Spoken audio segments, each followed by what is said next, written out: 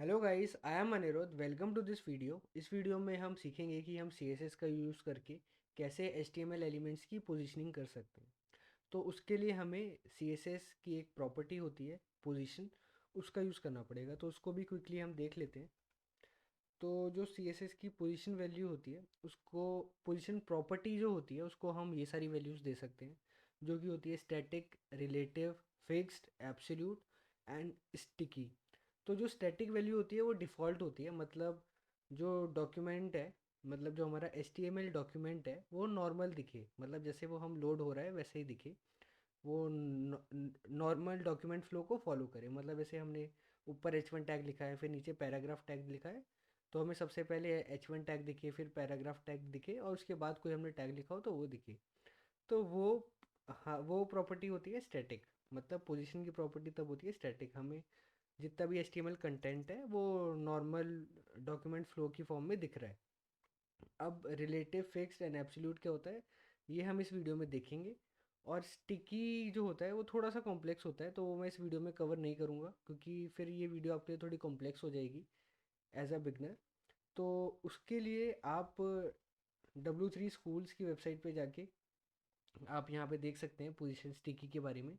और पहले आप इस वीडियो को कम्प्लीटली देख लें तो आपको क्लियर हो जाएगा। फिर बाद में अगर आपका मन करे तो आप वहाँ पे जाके देख सकते हैं कि कैसे कैसे आपको मतलब पोजीशन स्टिकी का यूज़ करके आप कैसे कैसे वेबसाइट में चेंजेस कर सकते हैं। तो गाइज़, ये नॉर्मल HTML फाइल है एक, और इसमें मैंने ये स्टाइल डॉट CSS फाइल, जो मेरी CSS फाइल है उसको लिंक कर दिया है जो CSS के फोल्डर में है। तो ये फोल्डर स्ट्रक्चर है, ये आप देख सकते हैं नॉर्मल लास्ट वीडियो की तरह ही है। एंड इसमें एक स्टाइल डॉट CSS फाइल है जो अभी एम्प्टी है। तो इस पोजीशन CSS प्रॉपर्टी को समझने के लिए मैं सबसे पहले दो डिव बना देता हूँ। तो यहाँ पे डिव बना दिया, उसमें कुछ लॉरम टेक्स्ट लिख देता हूँ मैं, और इसके नीचे अगेन एक और डिव बना देता हूँ, और उसको मैं क्लास भी देता हूँ box-2। और इसमें मैं एक H1 लिख देता हूँ और इसमें लिख देता हूँ हेलो। एंड इसके नीचे मैं एक पैराग्राफ लिख देता हूँ और इसमें लिख देता हूँ दिस इज़ अ पैराग्राफ। और राइट क्लिक करके open with live server option पे क्लिक कर देता हूँ, तो आप देख सकते हैं कि साइड में जो हमारी वेबसाइट है वो खुल गई है, या वेब पेज है वो खुल गया है।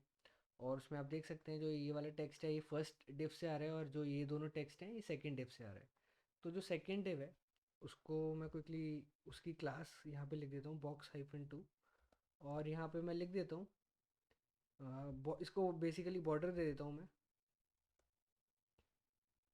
1 पिक्सल सॉलिड एंड ब्लैक, और सेव कर देता हूँ। तो आप देख सकते हैं कि यहाँ पे बॉर्डर आ गया है।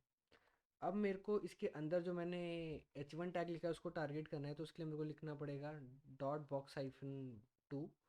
और यहाँ पे मेरे को लिखना पड़ेगा H1। तो मैंने box-2 लिखा है, फिर स्पेस दे के H1 लिखा है। तो इससे होगा क्या, इस क्लास के अंदर जितने भी H1 एलिमेंट होंगे, मतलब इस डिव के अंदर जितने भी H1 एलिमेंट होंगे ये सबको टारगेट करेगा।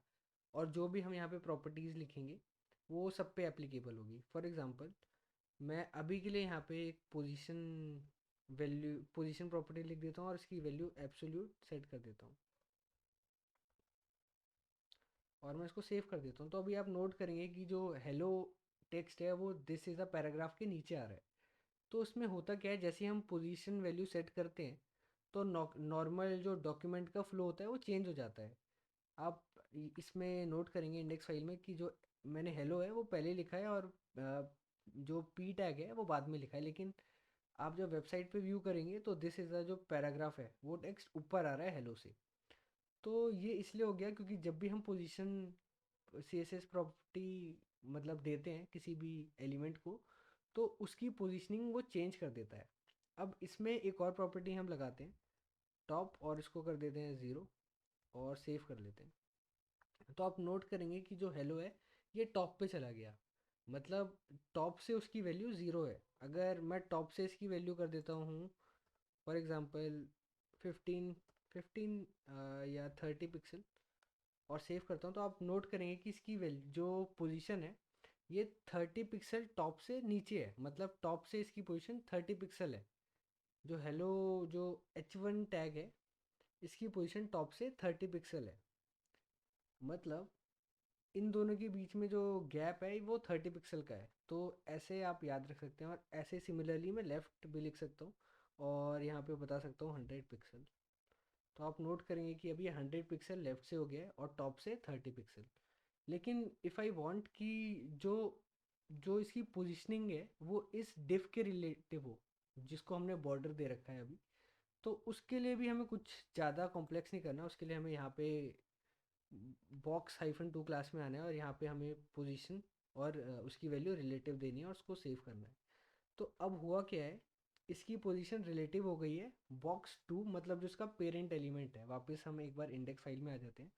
तो आप यहाँ पे नोट करेंगे जो ये हेलो है, ये जो h1 टैग है ये डिफ का चाइल्ड है। तो अब जो इसकी h1 की पोजीशन है ये इस डिफ के रिलेटिव हो गई है। तो इस डिफ के रिलेटिव ये कैसे हो गई है वो भी हम क्विकली देख लेते हैं।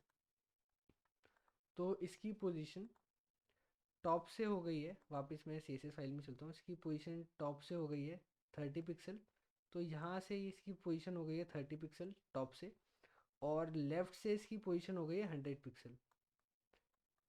मैं यहाँ पे लिख भी देता हूँ। तो इस तरीके से इसकी पोजीशन चेंज हो गई है। और अब ये जो अब ये box 2 के रिलेटिव है, मतलब box 2 क्लास के रिलेटिव है। या हम कह सकते हैं इसके पेरेंट डिफ के रिलेटिव है, जो उसके ऊपर डिव है उसके रिलेटिव है। तो हम इस तरीके से पोजीशनिंग कर सकते हैं। जैसे मैंने टॉप करा है वैसे ही मैं बॉटम कर सकता हूँ। तो मैं अगर लिख दूंगा बॉटम, इसको सेव करूँगा तो ये ऊपर चला जाएगा, मतलब नीचे से 30 पिक्सल इसको मिल जाएगा। और ऐसे ही जैसे मैंने लेफ़्ट लिखा है मैं यहाँ पे राइट लिख सकता हूँ। तो इसकी पोजीशन अब राइट से 100 पिक्सल हो जाएगी। तो आप इस तरीके से पोजीशन को चेंज कर सकते हो। अब इसके अलावा एक और चीज़ भी होती है, फिक्स्ड वैल्यू भी हम इसको दे सकते हैं। तो उसके लिए मैं इस h1 के अराउंड बैकग्राउंड कलर दे देता हूँ, जो कि मैं दूंगा ब्लैक। और इसको कलर दे देता हूँ जिससे फॉन्ट कलर चेंज होगा, उसकी वैल्यू मैं दे देता हूँ वाइट। तो इस तरीके से अब हमें जो हमारा h1 टैग है वो दिख रहा है। और इसको मैं कुछ पैडिंग भी दे देता हूँ। तो उसके लिए मेरे को लिखना पड़ेगा पैडिंग, और मेरे को टॉप और बॉटम में 0 पिक्सल देनी है। तो यहाँ पे 0 पिक्सल लिख देता हूँ, और लेफ़्ट और राइट में मैं 15 पिक्सल दे देता हूँ। तो आप नोट करेंगे कि इसको लेफ़्ट और राइट में 15 पिक्सल पैडिंग भी मिल गई है।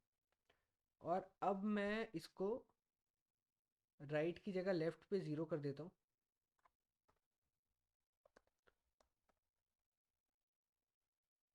और सेव कर देता हूँ। तो आप नोट करेंगे कि अभी बिल्कुल लेफ़्ट में आ गया है। और अब जैसे मैंने बताया कि मैं इसकी पोजीशन चेंज करूँगा और इसकी पोजीशन मैं कर दूँगा फिक्स्ड।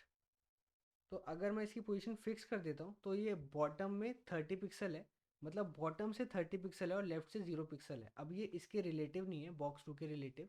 जैसे ही मैंने इसकी पोजीशन फिक्स करी, अब ये इस व्यू पोर्ट के रिलेटिव है। व्यू पोर्ट मतलब जहाँ पे जितना भी हमें पोर्शन अपनी वेबसाइट का दिखता है उसको हम व्यू पोर्ट कहते हैं। जिस भी एरिया, इस एरिया को हम व्यू पोर्ट कहते हैं, जो स्क्वायर एरिया है। और बैक और फॉरवर्ड बटन के नीचे जितना भी एरिया स्टार्ट होता है इसको हम व्यू पोर्ट बोलते हैं। तो इसके इसके रिलेटिव हो गई है। अभी हमने बॉटम से 30 पिक्सल करा है, अगर ऐसे ही मैं इसको टॉप से कर देता हूँ तो ये टॉप से 30 पिक्सल हो जाएगा। और इसकी वैल्यू कभी, और ये अब फिक्स रहेगा, मतलब हमारी वेबसाइट जैसे भी चेंज हो इसकी पोजीशन चेंज नहीं होने वाली। तो मैं क्या मीन करता हूँ वो भी मैं आपको क्विकली बता देता हूँ। उसके लिए मैं यहाँ पे H T M L element को सेलेक्ट कर लेता हूँ और उसको हाइट दे देता हूँ 1000 पिक्सल, और सेव कर देता हूँ। तो आप यहाँ पे नोट करेंगे अब स्क्रॉल बार आ गया है।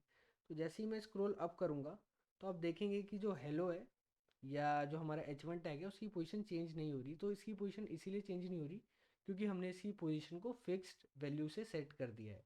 इसकी हमने वैल्यू को फिक्स कर दिया है।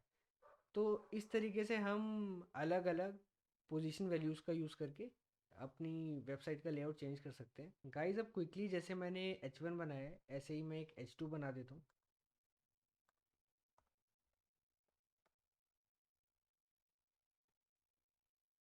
तो यहाँ मैंने H2 बना दिया है और यहाँ पे लिख देता हूँ हाय गाइस, और इसको सेव कर देता हूँ। तो अब मैंने हाय गाइस लिख के सेव कर दिया है। अब आप यहाँ पे नोट करेंगे हाय गाइस आ भी गया है। तो अब मैं क्विकली क्या करूँगा, अब मैं ये वाला कोड कॉपी कर लेता हूँ और यहाँ पेस्ट कर देता हूँ, और यहाँ पे H1 की जगह H2 लिख देता हूँ और सेव कर देता हूँ। तो अब आप नोट करेंगे कि वो एक दूसरे को ओवरलैप कर रहे हैं, जो H1 है और H2 है। सॉरी। तो H1 और H जो हेलो है, जो हमारा हेलो टेक्स्ट है और हाय गाइस टेक्स्ट है, वो एक दूसरे को ओवरलैप कर रहा है। तो अगर आप चाहते हैं कि जो आपका हेलो है वो ऊपर आए, तो उसके लिए आपको क्या करना पड़ेगा, आपको यहाँ पे एक नई प्रॉपर्टी लिखनी पड़ेगी z इंडेक्स, और उसकी वैल्यू आप 1 से ऊपर कुछ भी दे सकते हैं या कोई भी नंबर दे सकते हैं। तो अभी एक्चुअली मैंने इसमें H2 में दे दी, तो मैं यहाँ से क्विकली कट कर देता हूँ और यहाँ पे पेस्ट कर देता हूँ और सेव कर देता हूँ। तो अब यहाँ पे मैंने जो H1 है, यहाँ पे z इंडेक्स एक प्रॉपर्टी होती है CSS की, वो डाली है और उसकी वैल्यू 10 कर दी है। तो अब आप नोट करेंगे कि जो हमारा हेलो टेक्स्ट है वो ऊपर आ रहा है और जो हमारा H2 था वो नीचे आ रहा है। और ऐसे ही अगर मैं सिमिलरली, मेरे को इसको ऊपर दिखाना है, तो मैं कंट्रोल यहाँ पे मैं पेस्ट कर देता हूँ z इंडेक्स वाली प्रॉपर्टी अगेन, और यहाँ पे 11 वैल्यू सेट कर देता हूँ और सेव कर देता हूँ। तो जैसे जैसे मैं अपनी z इंडेक्स की वैल्यू बढ़ाता रहूँगा, वैसे वैसे मेरा एलिमेंट ऊपर आता रहेगा। तो इस तरीके से आप z इंडेक्स प्रॉपर्टी का यूज़ करके अपने एलिमेंट की पोजीशनिंग कर सकते हैं। तो ये आपको ध्यान रखना है। और आप जैसे मैंने बताया, लेफ़्ट लेफ़्ट बॉटम, वैसे ही हम राइट भी यूज़ कर सकते हैं। तो मैं यहाँ पे राइट लिख देता हूँ और उसको सेव कर देता हूँ। तो अब आप देख सकते हैं कि एक साइड हमारा हेलो टेक्स्ट आ रहा है और दूसरी साइड हाय गाइस लिखा हुआ आ रहा है। सो गाइस, इस तरीके से आप position position top right left Z index CSS property का यूज़ करके अपनी वेबसाइट का लेआउट चेंज कर सकते हैं, पोजीशनिंग कर सकते हैं। So thank you guys for watching this video. अगर आपको कुछ भी डाउट है तो आप एक बार इस वीडियो को दोबारा से देखें या कमेंट्स में मुझे बताएं, मैं आपकी डेफिनेटली हेल्प करूँगा। एंड मैं आपसे नेक्स्ट वीडियो में मिलता हूँ।